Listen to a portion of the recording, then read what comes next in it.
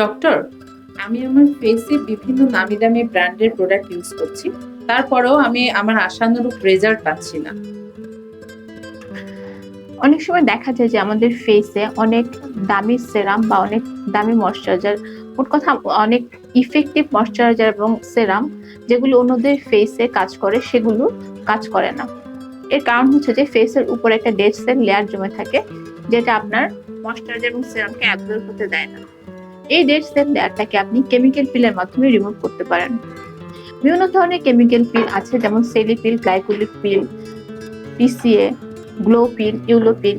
এই পিলগুলো আপনার স্কিনের ডেড সেল রিমুভের পাশাপাশি ওপেন পোরস এবং স্কিনের মধ্যে যে ব্লেমিশেস বা ডার্ক স্পট থাকে সেগুলো রিমুভ করতে হেল্প করে। সো 5 থেকে 6টি কেমিক্যাল পিলের মাধ্যমে আপনি আপনার স্কিনের ডেড সেল লেয়ার সরিয়ে স্কিনে ইফেক্টিভ গ্লো আনতে পারেন। Thank you doctor. ওয়েলকাম।